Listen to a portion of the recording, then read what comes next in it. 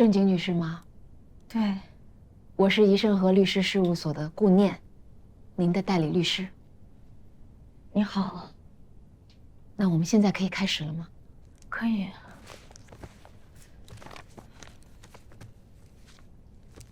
事发当天的情形您还记得吗？您能不能再跟我复述一遍？那天我不是出去和姐妹们聚会吗？然后一高兴就喝了点酒。那个结束的时候，我就想着反正离家也不远，抱着侥幸的心理就开车回去了。其实开到一半的时候，我就感觉好晕啊。当我清醒过来的时候，我就已经撞上路边那辆车了。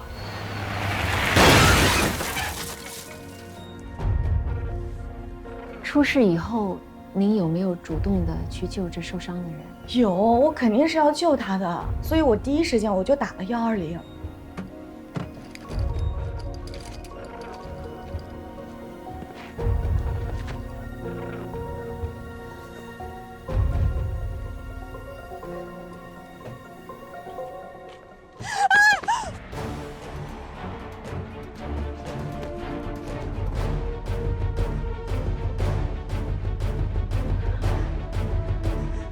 喂，120，快派救护车！我撞人了！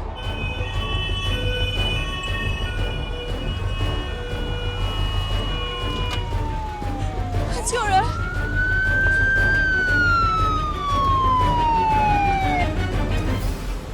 在警方的笔录里，您说您是先把女儿送到了鸿雁路的多林斯补习班去了，是吗？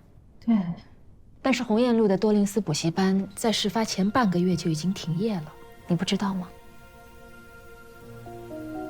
啊？我是说错了是吧？哎呀，我是想说青年路那家店。这怎么可能说错呢？不是，是这样，就是我孩子之前就是在鸿雁路那家店上的课，然后后来他转走了，然后转到青年路那家店。就是我经常着急的时候，我跟家里面人我也会说错。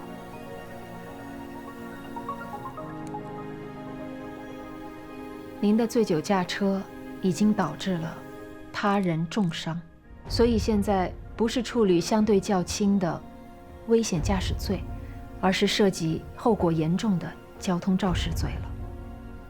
交通肇事罪？不是，他们不会让我坐牢吧？法律规定，因交通肇事致一人重伤的，法庭是有理由做出入狱判刑的决定的。所以我建议你，可能还是要做好最坏的心理准备。哦，不对，不是这样。胡律师，你应该知道我有个女儿吧？她现在特别小，她一天都离不开我。我本来想的，我就是喝酒就醉驾而已嘛，对不对？就是受伤那女孩，我不是故意的，我要赔她钱，就是她要多少钱我可以赔给她，但是我不能坐牢的，我坐牢我女儿怎么办？我绝对不能坐牢的。我现在我就想你把我弄出去，我要跟她在一起，行不行？这样我一天都不想待。郑女士，请您先稍微冷静一下，我特别理解您现在的心情，但是因为你现在确实已经触犯了法律，所以现在我们必须要在法律允许的框架之内，来尽量的帮助您来解决问题。你是律师呀，所以你一定有办法的，对不对？我求求你，你让我出去，让我跟我女儿在一起，我什么都可以不要，我就想跟我女儿在一起。您的心情我非常理解。作为一名律师，我向你保证，我一定会竭尽全力，在法庭上为你争取属于你的合法权利。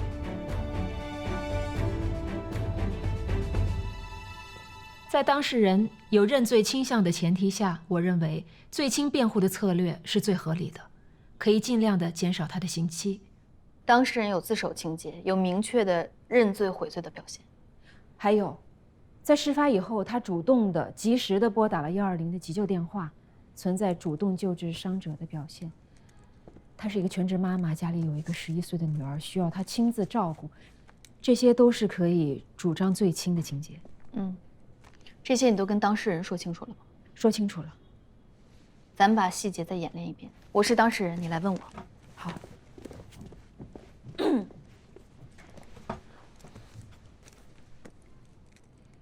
被告人正经，请你向法庭澄清，事发当夜你驾车撞人是什么原因？我当时喝了酒，头脑不清醒，没有看清路边停了一辆车。你没有看见被害人的车辆就停靠在路边吗？没有注意。为什么？因为那里是禁停路段，一般情况下不会停车，而且那天晚上光线很暗，我没有看清。如果你能看得清的话，你是不是可以避让开？是的，我认为可以。根据急救中心的记录，事发当晚的22点37分，有人拨打电话叫救护车到现场。那个电话是你打的吗？是的，是我打的。我看到车里有人受伤了，第一时间打了急救电话。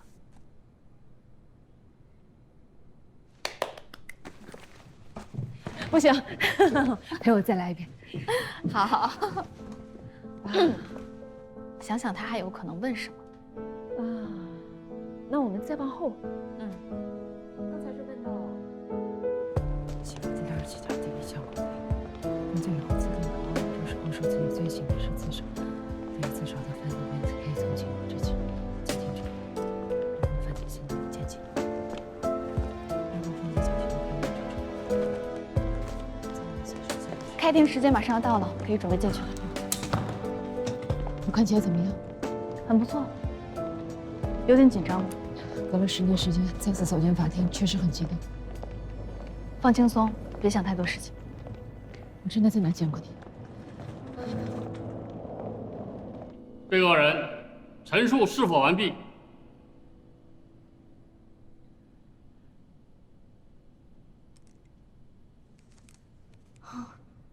陈述完毕。辩护人有要发问的吗？有的。对不起，对不起。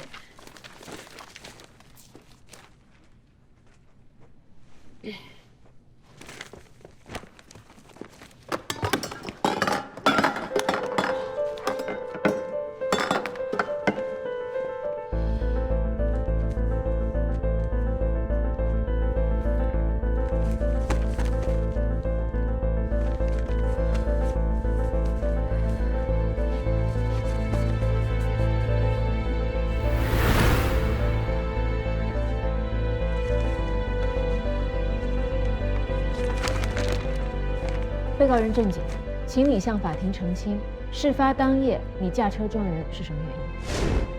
我当时喝了酒，头脑不清醒，没有看清路边停了一辆车。如果你能看得清的话，你是不是可以避让开？是的，我认为可以。辩护人，请注意一下时间。对不起，审判长，请你给我一点时间。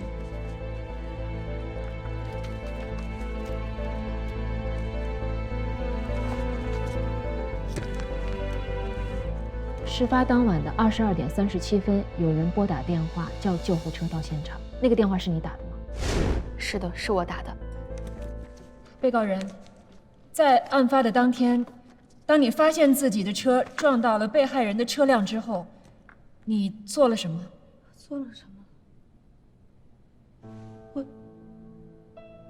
我下车了呀，然后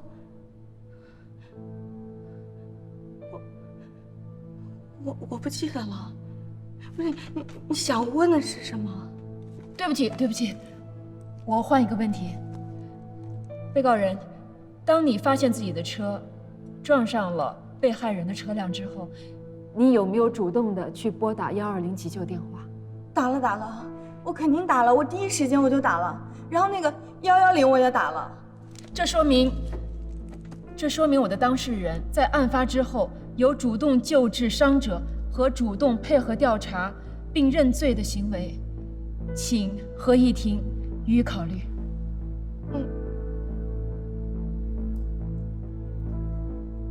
被害人，请你。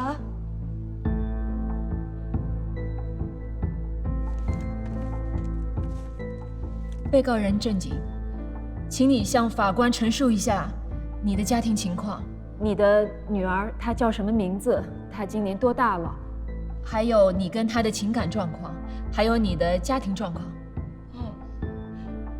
我女儿她名字叫赵子轩，今年11岁。对，今年11岁。然后，对不起，我太紧张了。对不起，顾律师，你能重复一下刚才问的问题吗？对不起，我应该问得慢一点。请问你的女儿叫什么名字？她叫赵子轩，她今年多大了11岁。是经常你一个人带着女儿吗？是的，所以你先生很忙。对，他很忙。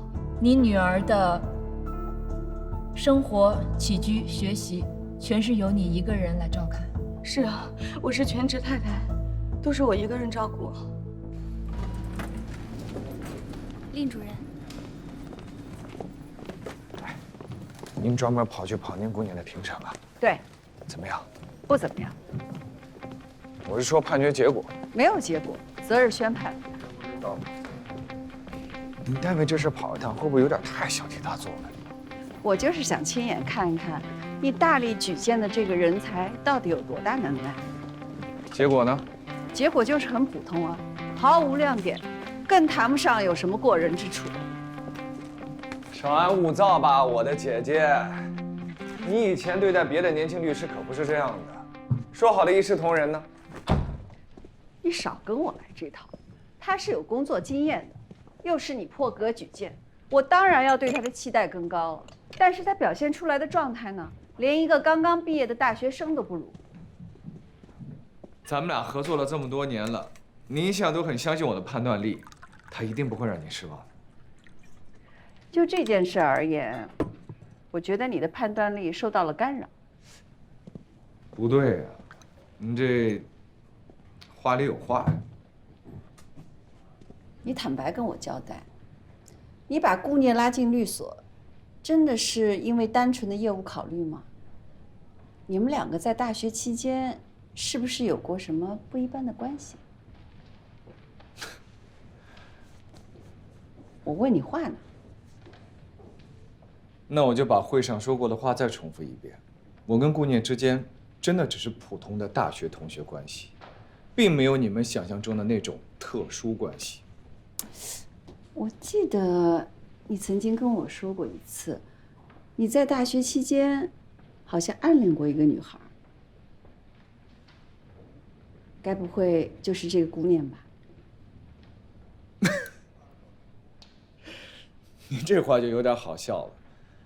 我在大学的时候暗恋的姑娘多了，我能都拉来律所吗？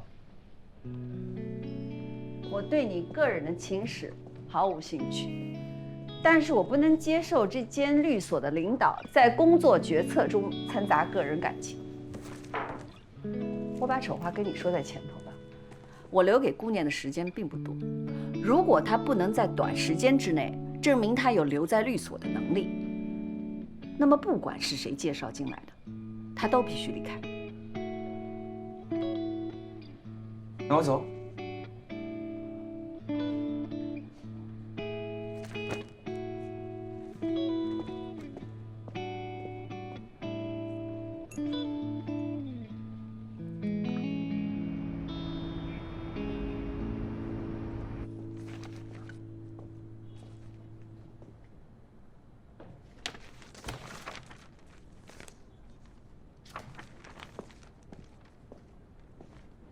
还在纠结庭审的事儿呢？啊，你也知道了。你很久没出过庭了，又出现了意外情况，这不很正常吗？说明不了什么问题，是吧？我从前可不是这样的，这要放到10年前，我绝对不会犯这样的错误。我是真的怎么了？我是真的离开这一行太久了吗？我现在反应很慢，而且我觉得我的表达能力有严重退化。你的表达能力一点都没有退化，而且我觉得你比10年前更加全面了。你的生活阅历多了，所以你比10年前更加成熟。行了，你不用安慰我，我知道自己现在是个什么水平。我真的没有安慰你，我说的是事实。我10几年没有见到你了，我比谁都清楚你成长了有多少。令主任今天是不是因为我的事情找你麻烦了？你听谁说的？看见他在办公室里冲你发脾气了。安心工作。不该你知道的事儿，不要去瞎猜，好吗？我这一切都好，没有什么好担心的。我知道现在自己状况真的很不好，领导不高兴我也没办法。我也对我自己很失望，真的。你呀，就是操心太多了啊，什么都不要管。喂，做好你的工作。什么？有什么事情，有我在。哦，好，我知道了。风主任，念姐的案子现在可能有些麻烦。怎么了？我刚刚接到电话，检方现在收到了一份由群众主动提供的视频证据，他们要根据新证据对案件进行补充侦查，所以向法院申请了延期审理。补充侦查？正经不是都已经认罪了吗？又有什么新的问题吗？检方怀疑这次车祸不是意外事故，正经很可能是故意撞向被害人。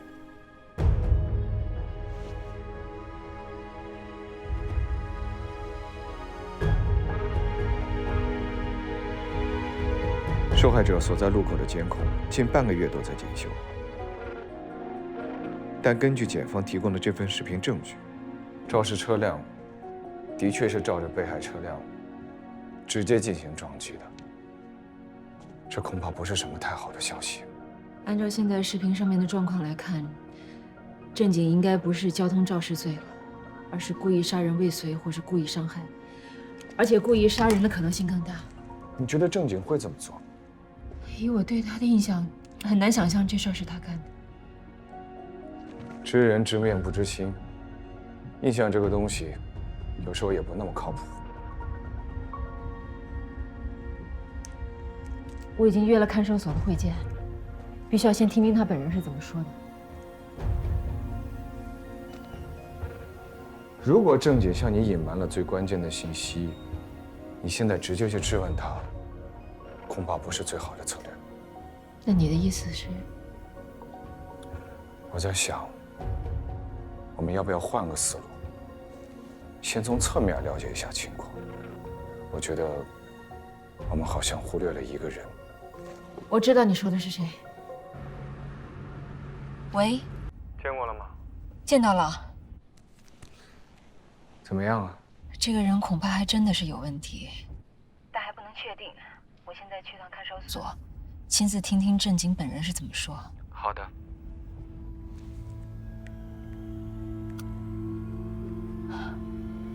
你为什么要说谎？现在视频证据已经很清楚地显示，你是故意驾驶着肇事车辆撞向被害人的。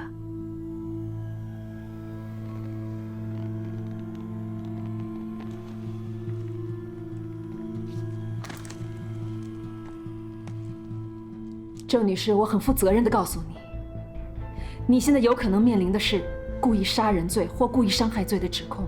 如果你不能配合律师的工作，你将面临很严重的法律后果。你自己考虑清楚，不要抱有侥幸心理。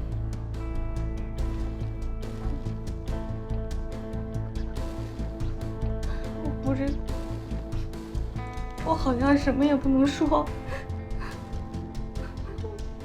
我不知道该怎么办了。我是你的律师，是现在唯一可以帮你的人。如果你对我隐瞒事实真相，那我也爱莫能助了。我现在要你实话实说，告诉我这起事故到底是怎么发生的。我不知道，我真的不知道怎么发生的。因为开车的那个人不是我。你是说肇事的司机不是你？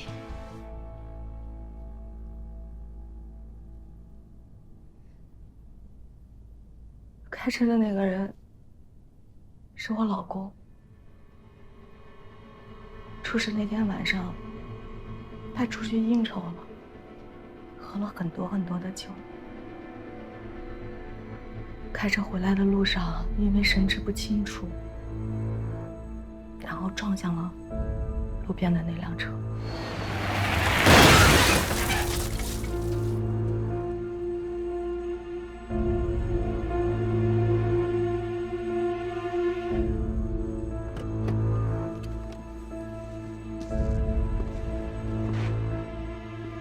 整完以后，他下车，看到车里有人受伤了，就给我打了一个电话，让我过去帮忙。老公，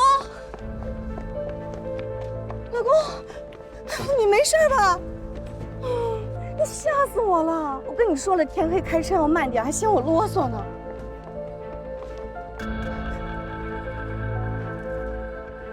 你撞着人了，怎么报警啊？不能打，如果打电话的话，我就得坐牢。那公司怎么办？家怎么办？你跟孩子怎么办？你不报警，他怎么办？他会死呢！现在只有你能帮我，只有你能救我。我就一心想着，不能耽误他的工作，我要帮他。我以为酒驾是不用坐牢的。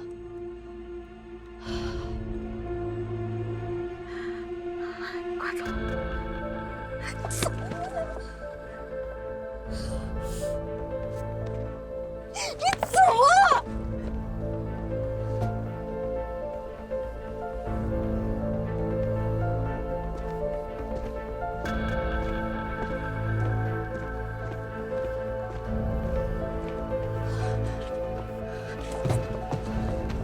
后来他走了，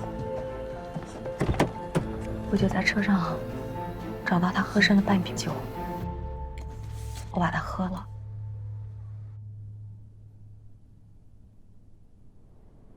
你跟警方描述的整个案发经过，都是你自己编造的？是我老公教我的。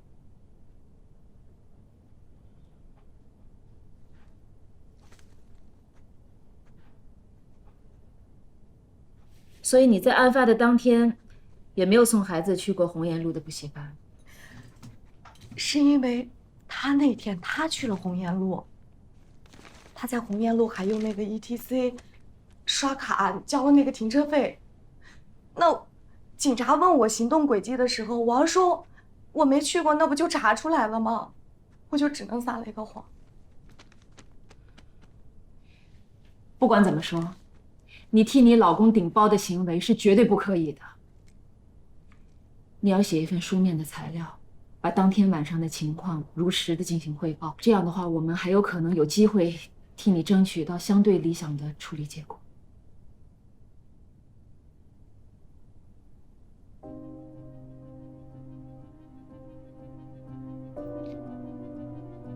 不行，我不能写这个东西。就算你不写，公诉方现在根据他们发现的新的证据，他们会怀疑你缺乏故意撞击被害车辆的动机，他们很有可能会重新调查这个案子。你觉得你跟你老公能瞒得过去吗？可你是我的律师啊，我要你帮我一个忙。你想干什么？帮我设计一个故意撞击那辆车的理由，让警方相信就是我干的，不要让他们怀疑到我老公头上。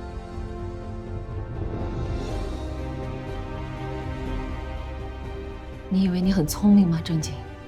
我们已经怀疑你老公了，警方也会很快找到他，而且我刚刚见过他。我觉得我们好像忽略了一个人。我知道你说的是谁。郑景的老公赵永林。你怎么找到这儿来了？这附近都是我公司的人，他们还以为我出什么事儿了。不好意思，您是当事人的丈夫，我们有很重要的情况，必须要跟您当面沟通。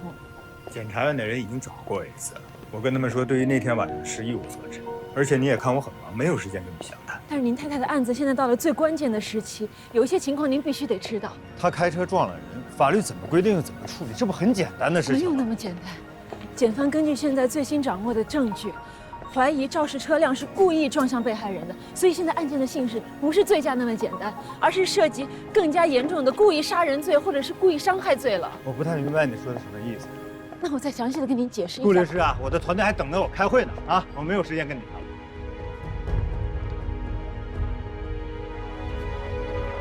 晚上再跟您通个电话行吗？我不知道有没有时间接你的电话。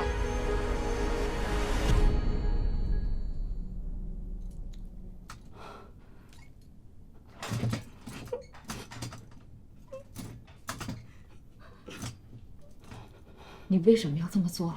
明明不是你做的事情，你为什么非要替人受过呢？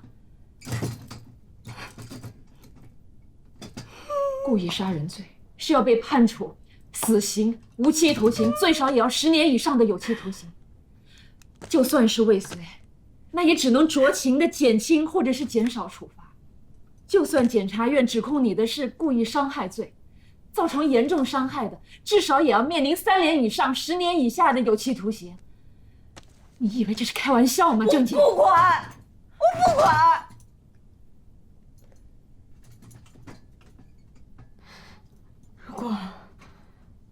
如果真的要坐牢，那我宁愿是我不要是他。那你就见不到你女儿了。我就是为了我的女儿，我才这么做的。那你后半生就全毁了。我不为别的，我就是为了孩子。知道我是个全职太太，多讽刺啊！全职还太太。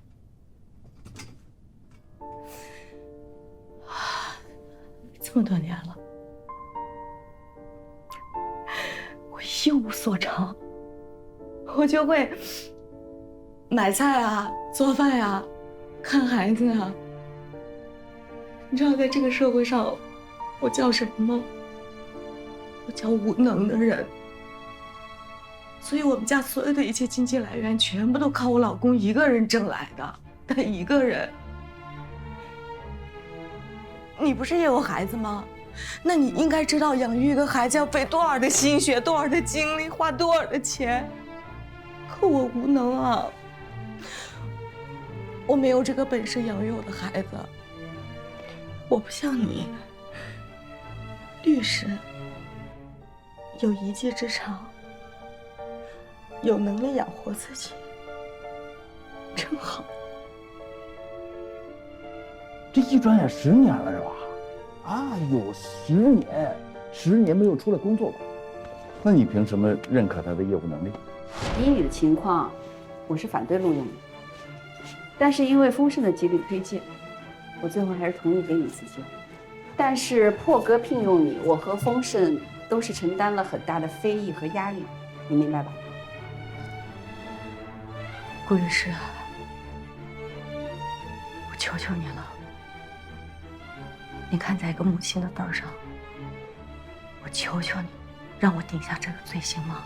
不要牵连到我的家人，我求你了。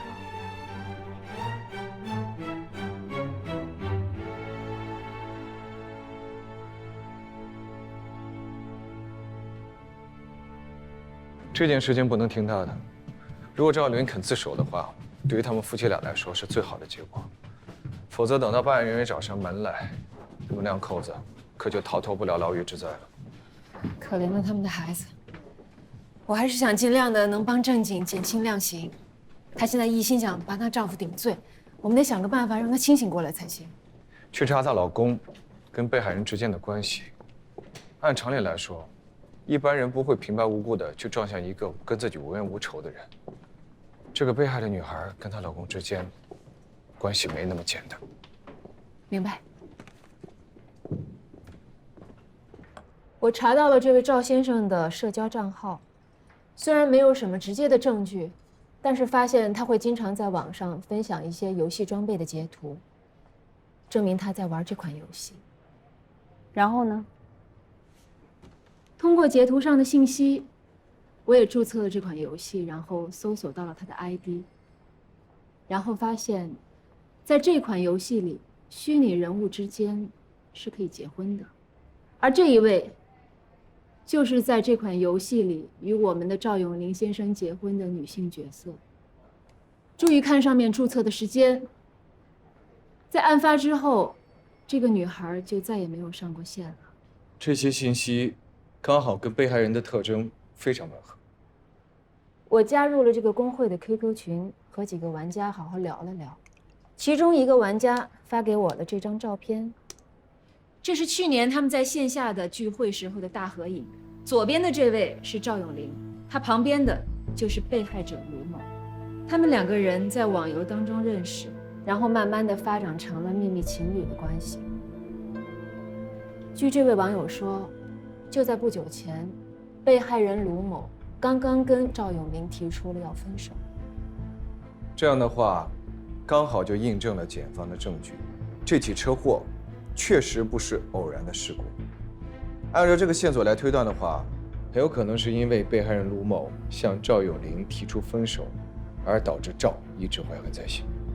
是的，据我了解的信息来看，案发的当晚，赵永林和几个朋友在酒吧喝酒，而被害人卢某也恰巧在附近的酒吧里跟朋友聚会。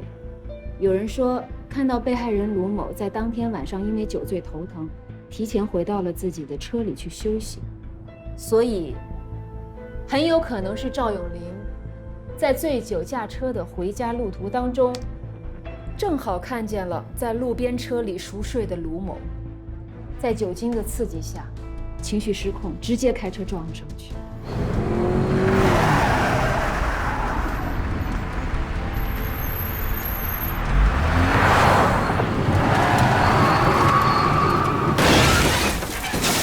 在他冷静之后，他为自己的行为感到害怕，于是立刻拨打了自己妻子的电话，骗她过来顶包。按照现在的证据来看，顾律师的推论是非常有道理的。赵永林有足够的行凶动机，这足以可以怀疑他是驾车撞向被害人卢某的凶手。殷主任，您觉得呢？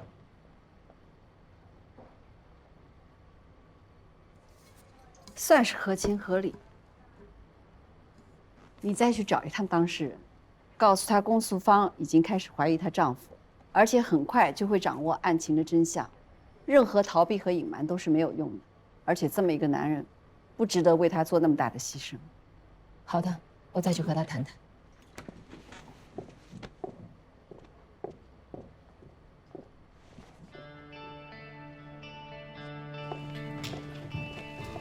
顾念律师这场翻身仗打得漂亮吧，算是让人刮目相看吧。瞧你那得意忘形的样子，也太沉不住气了。您就不带偏见的说，这活干得怎么样？那我必须得承认，确实不错。但这恐怕不是顾念一个人的功劳。什么意思？咱俩合作那么多年，你在暗中帮顾念舍博尔进，我还能看不出来？那您可就想多了。冯主任，省省吧。怎么说，我也是你的老前辈，想糊弄我，没那么容易。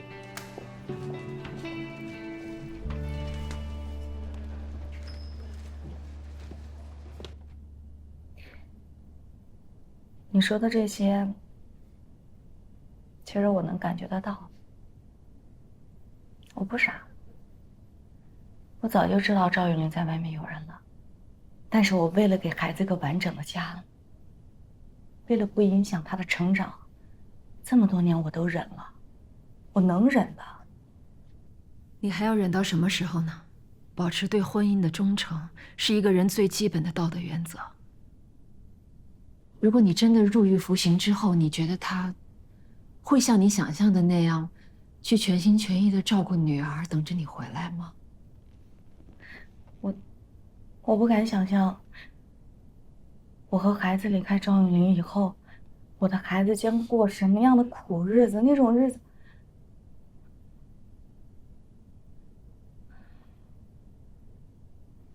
我曾经也是个全职太太，在经济上依赖我丈夫很多年，直到几个月以前，我丈夫对婚姻的背叛彻底地改变了我的生活。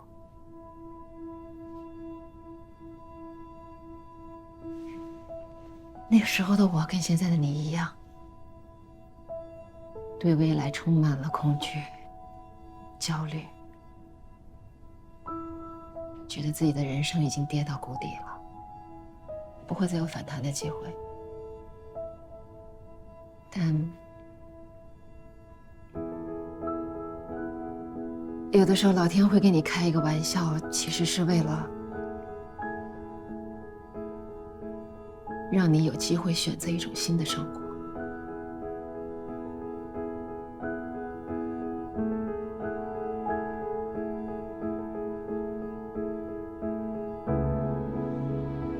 我面对这一切，我接受，我转变方向，我开始新的生活，这很难，真的很难。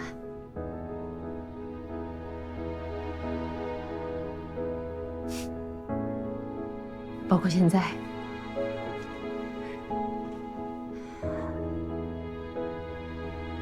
但你要允许。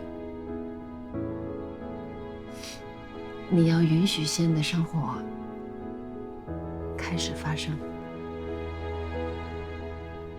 我可以承担起我和我女儿的生活，我也可以承担起我和女儿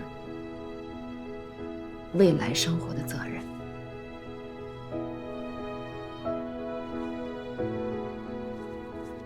你也一样。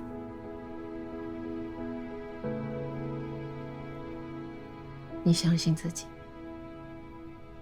你远远比你想象中的要坚强得多。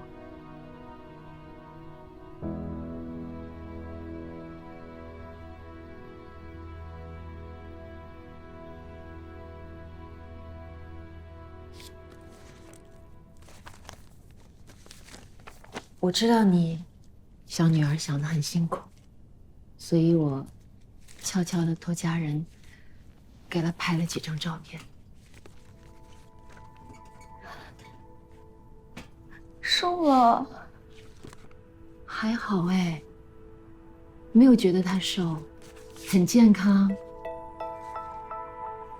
笑得很开心的样子。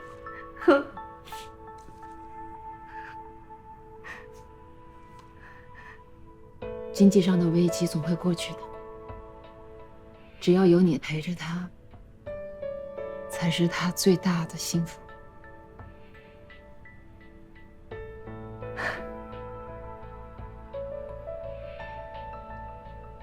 顾律，电话。顾律。哎。顾律师。顾念。哎。怎么样了？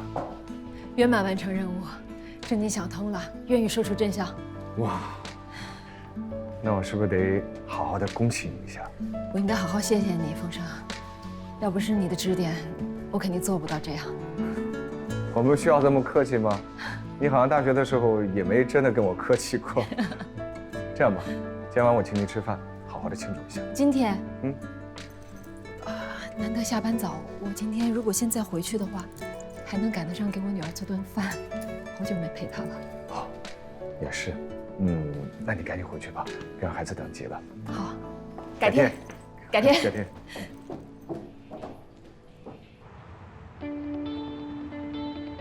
起床了，起床了，先别睁眼睛啊！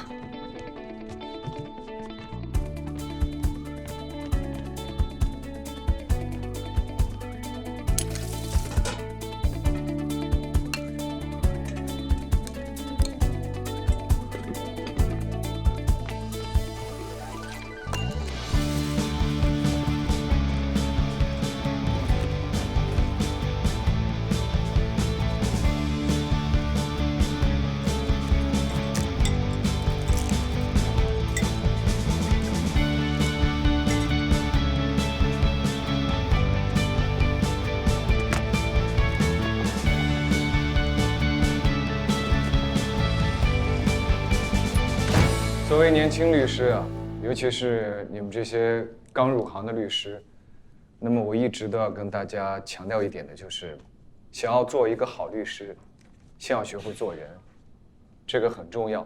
做一个善良正直的、有责任心的人，有法律信仰的人。我自己还有一个诀窍，小秘诀，那就是要学会共情要从我们的客户、我们的当事人的角度去出发，去理解他们。得到他们的信任，换位思考很重要。当然了，有一些年轻律师做的还是不错的，比如说刚刚进律所的方旭律师，他的工作热情和能力都受到了我们合伙人的一致认可。你是不是最后再考虑一下，这个婚能不能不离？不能。好，来。总之，要让我们看到你的工作成果，让我们看到你是对律所有用的人。打扰一下，宁主任，有个男孩来找顾律师，说是有急事。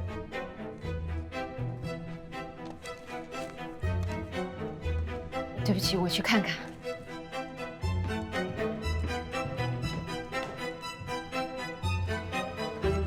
小婷，顾阿姨啊，你怎么到这儿来了？我听说你在这工作，就找过来了。跟妈妈一起来的吗？就我自己。你来找我有什么事儿吗？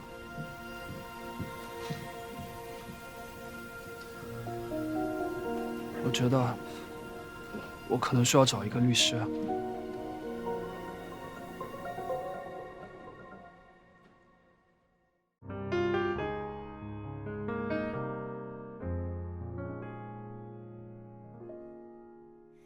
玫瑰自在绽放中，无惧风雨似海浪。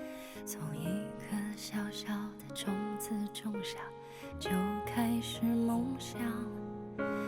花瓣眉上般绽放，有一灵魂被点亮，像一层一层的海浪跌宕，要抵达力量。玫瑰，你是玫瑰啊，无需卑微，无需退位，你就是美，你代表爱，柔弱也铿锵，沉默都激昂。